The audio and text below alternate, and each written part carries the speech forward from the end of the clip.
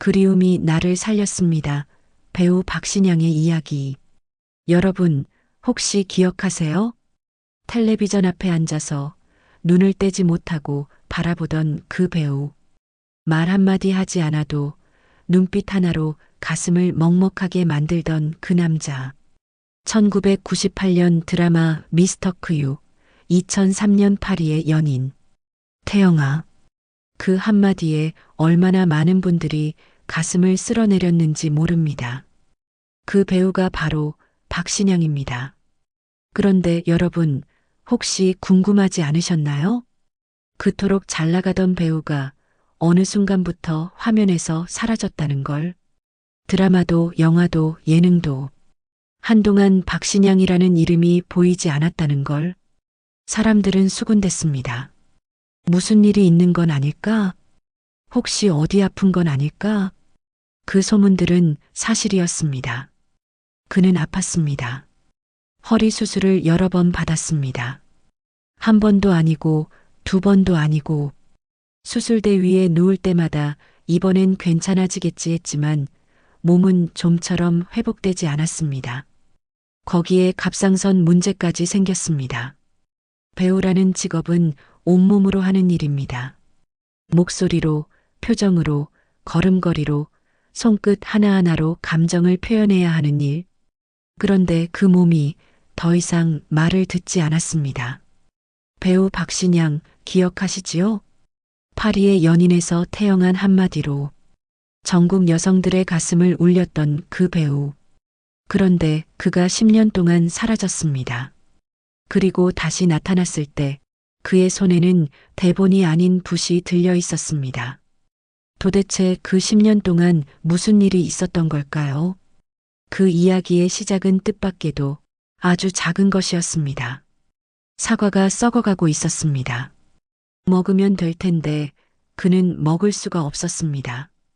버리면 될 텐데 그는 버릴 수가 없었습니다. 그래서 그는 붓을 들었습니다.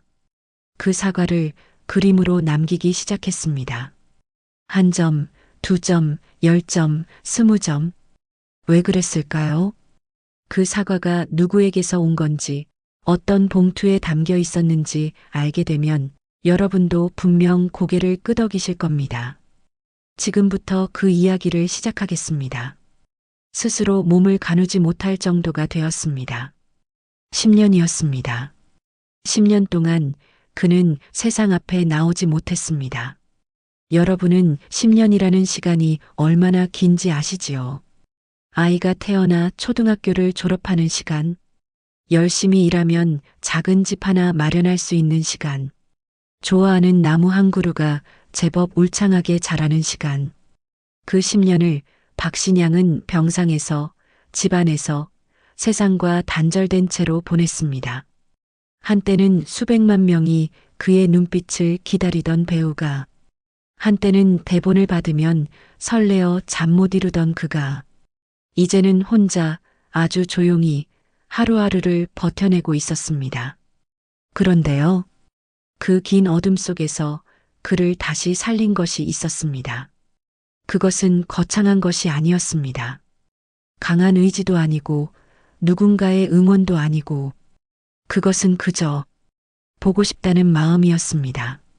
시간을 조금 거슬러 올라가 볼게요. 박신양은 젊은 시절 러시아로 유학을 떠났습니다. 연기를 더 깊이 배우기 위해서였지요. 낯선 땅, 낯선 언어, 낯선 음식. 추위는 살을 에이고 향수병은 마음을 갉아먹었습니다. 그러던 어느 날 밤, 한국에 있는 친구가 너무너무 보고 싶어졌습니다. 전화를 해도 편지를 써도 그 그리움이 채워지지 않았습니다. 그래서 그는 연필을 들었습니다. 그리고 친구의 얼굴을 그리기 시작했습니다. 눈을 그리고 코를 그리고 웃는 입꼬리를 그리는 동안 이상한 일이 일어났습니다. 가슴 속에서 뭔가가 풀리는 느낌, 그리움이 손끝으로 빠져나가는 듯한 느낌. 그게 시작이었습니다. 배우 박신양이 처음으로 그림을 그린 순간, 그 후로 그는 그림에 빠져들었습니다. 밤을 새웠습니다. 10년이 넘도록 밤을 새워 그림을 그렸습니다. 아프고 힘든 시간에도 붓을 놓지 않았습니다. 오히려 몸이 아플수록 더 깊이 그림 속으로 들어갔습니다. 그리고 어느 날 그는 문득 깨달았습니다. 나는 그리움을 그리고 있었구나. 보고 싶은 사람들, 다시 돌아가고 싶은 시간들, 잃어버린 것 같았던 나 자신. 그 모든 것들이 그의 캔버스 위에 조용히 쌓여가고 있었습니다. 그런데 그가 그린 그림 중에 유독 많이 등장하는 소재가 있습니다. 바로 사과입니다. 왜 사과를 그렇게 많이 그렸을까요? 거기엔 이런 이야기가 있습니다. 두봉 주교님이라는 분이 계셨습니다. 평생을 가난하고 소외된 이들 곁에서 살아오신 그런 어른이셨습니다. 박신양은 그 주교님을 만나기 위해 직접 안동으로 내려갔습니다. 귀도 잘 들리지 않으실 만큼 연로하신 주교님과 그는 하루 종일 차를 타고 달렸습니다. 창밖으로 안동의 풍경이 흘러가는 동안 두 사람은 많은 이야기를 나눴습니다. 말이 잘 전해지지 않아도 그냥 함께 있는 것만으로도 충분한 그런 시간이었습니다. 그리고 헤어질 무렵이었습니다. 주교님이 무언가를 건네셨습니다. 받아들고 보니 종량제 봉투였습니다. 까만 종량제 봉투, 그 안에 사과 2개가 들어 있었습니다. 순간 그는 피식 웃음이 났다고 합니다. 아니, 종량제 봉투에. 그런데 집으로 돌아오는 길에 그 웃음이 조금씩 사라졌습니다. 봉투가 중요한 게 아니었습니다. 평생을 검소하게 사셨던 분이 그 마음을 담아 건네신 사과 2개. 그게 얼마나 큰 선물인지가 천천히 느껴졌습니다. 그는 그 사과를 먹을 수가 없었습니다. 너무 소중해서. 그렇게 며칠이 지나고 또 며칠이 지났습니다. 사과는 조금씩 물러지기 시작했습니다. 색이 변하고 주름이 잡히고 천천히 썩어가기 시작했습니다. 그때 그는 붓을 들었습니다. 사라지기 전에 남겨두고 싶었습니다.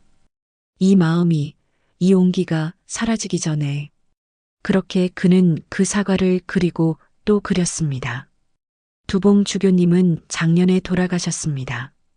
이제 그 사과 그림들이 어떤 의미인지 더 말하지 않아도 아실 것 같습니다. 종량제 봉투 안에 사과 2개. 처음엔 웃음이 났지만 나중엔 눈물이 된 선물. 박신양의 사과는 그리움을 담은 사과였습니다.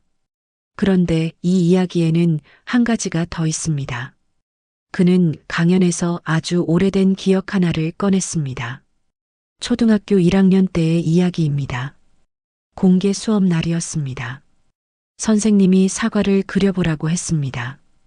다른 아이들은 동그랗고 빨간 사과를 그렸습니다. 선생님이 원하는 바로 그 사과를.